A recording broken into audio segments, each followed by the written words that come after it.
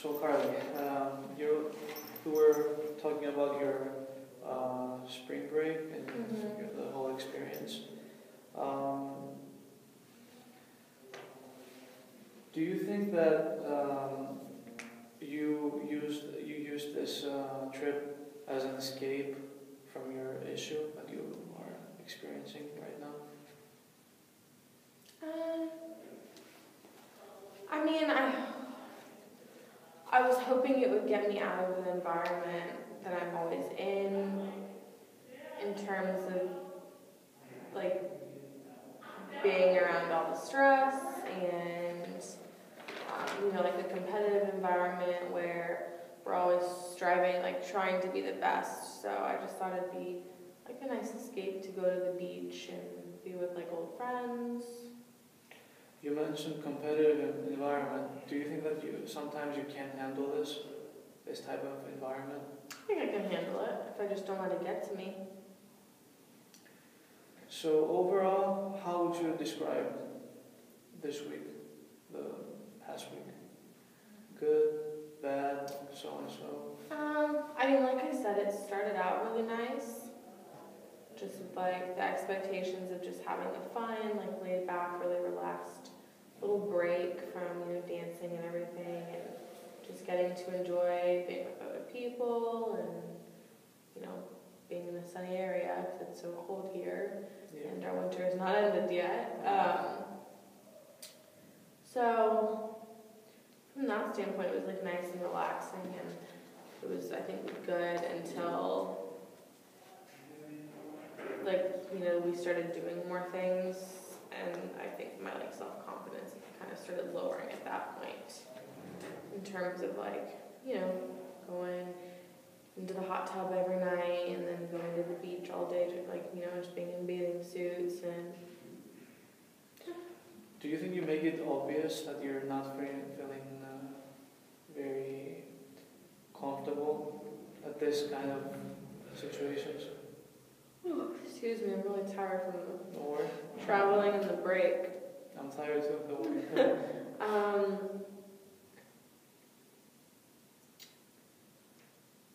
I don't think so.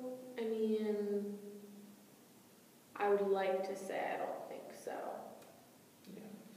I would like to think that people haven't caught on and people don't know, but I don't really know if they do or don't. Nobody said anything to me. That's good. So,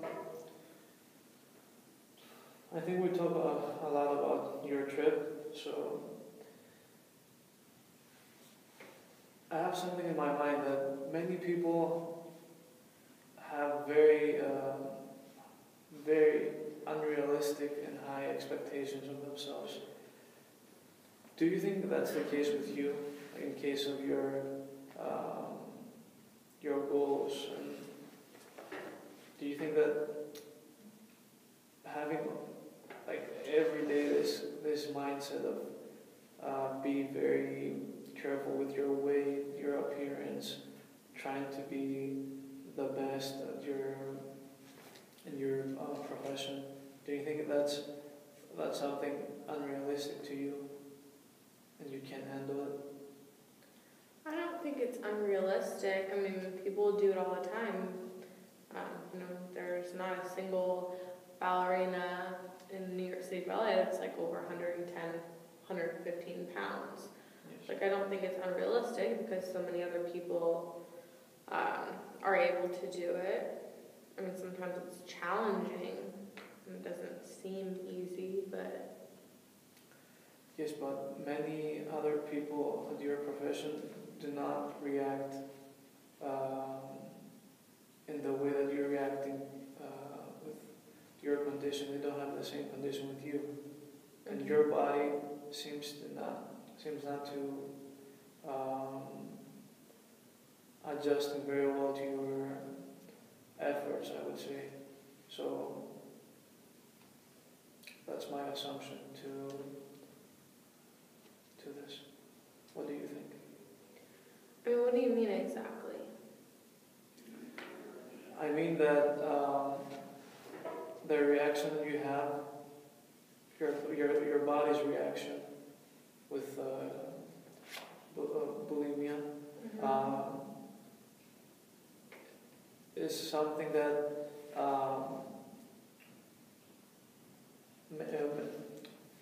it shows that maybe you can't handle, and maybe you can achieve all the goals that you have in your mind. I'm not saying that you are unable to do it, but maybe you could set different goals, like, and take it step by step, I think. Yeah, I've never thought about that. And I guess, but I feel like every other dancer in New York that's like been in the same position I have, or that I'm in now, has just done the same thing. Like, we all just kind of like deal with the issue that we're having, you know, with like wanting to be the best, wanting to be even better, wanting to dance with the best, and like as a result of not being at the top yet, like in order to get there, we all just result to doing the same thing, like with our body and like how we treat ourselves. Let me take you back to your childhood, or I would say between your childhood and your teenage years. With what kind of people, kind of role models did you grow up? Like, do you have anything particular in your mind? Do you remember having any role models? Maybe did you have your parents or? Yeah, my parents and my sister. I mean, I was a gymnast growing up too, so Your I mother know too? like what. Your mother too? Mm-hmm. Yeah. I mean, so I feel like there were always, like at every stage, every point in my life, there was always someone I was looking up to in some way, shape, or form.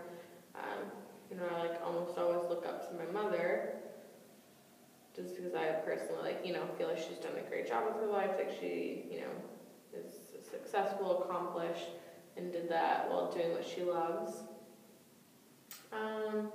But I also,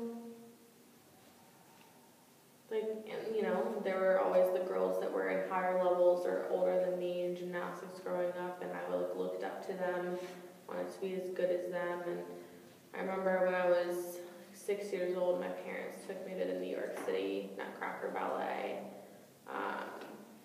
and that was my first time seeing the New York City Ballet, and that was the time that I knew that I wanted, like, dancing for the New York City Ballet was something that I wanted to do. So I don't really think I had like just one certain person that I look up to. Do you remember any strange eating habits from your mom? Because I think that was a person that you spent more time with her, right? Mhm. I mean, my mom's very conscious about what she eats. Still. Yeah, I mean, she's, you know, very thin, very athletic, and she, like, I understand she eats a lot of, like, salads and fruits and vegetables, and if she, you know, didn't exercise and she just, like, you know, doesn't eat, I guess, like, in that sense, she's more disciplined than me, whereas I like to eat everything in front of me. I like the taste of it, so, like, savor everything, and then, like, I just get rid of it later. Did she ever mention anything about your condition, like, or about vomiting the food after you eat it? I don't really like to talk with her about it that much. Do you have the intention to do that? Yeah, I mean, I guess. I just... I know it's hard. Like, well, I mean that, and, like, she's also, like, always, she makes it look so easy to stay, like, in shape and thin, and you know, to like maintain her like dancer and gymnast figure. And I feel like, I don't know, maybe just me, but like I struggle more. Not every person is the same. Yeah, I don't like talking to her about it really that much because like she does make it look so easy, and you know, I'm struggling so much. And does she recognize your struggles, or she just pass it by? Like she doesn't give attention to it. I think if I still lived at home, it'd be different. But because I live in like a completely different state, it's harder for my mom to like realize or notice when something's wrong. Yes. Like if she can hear my voice, she can ask, but it's easy for me to just come up with like any kind of excuse. Yes. There are some studies that show that part of the cause of your condition is biological too. So it might be hereditary. So that's why I was mentioning your mother. I mention your mother all the time. I mean, I've honestly never really like asked my mom if she suffered from bulimia nervosa growing up. Like I've never really had that conversation with her. I think that's something I'd have to like sit down and ask her about. I don't think that's something she would just like tell me over the phone one day, like out of the blue. Would you be able to do that? Like, do you have? Yeah. Because I know it's something hard to do. I mean, I know in a couple weeks my parents are actually coming up to visit, so I'm sure that's something like my mom and I can like sit down and go out to dinner or grab a cup of coffee. It's nice. If you work it like with your mom, I think it's going to be easier and not feel alone in this. Other than your mom and your family, do you think your dad has any? Is he aware of the situation, or? I don't think so. That's strange. Because it's a serious condition, I think, but. Yeah, but like also, you know, when I started feeling bad about myself and like resulted to regurgitating what I was eating, I was also gone all the time between training for 2 different sports. Yes.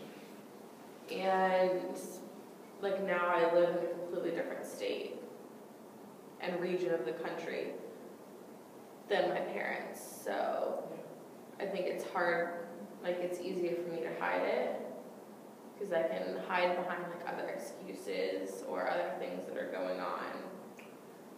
What do you think would be his reaction if he? I think he'd be supportive. I mean, my dad's really understanding and supportive. That's good. I wouldn't really be worried.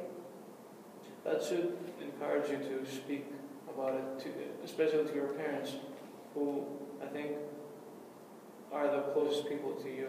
Yeah. So. I just never really thought about it. And I don't know, there are certain things that I, prefer to kind of like keep to myself, I guess. And I don't know, I never even like thought about how to bring that up in a conversation.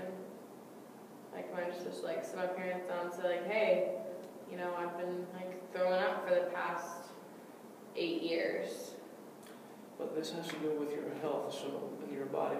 That's why I want to make it clear to you that you don't have to be alone in this.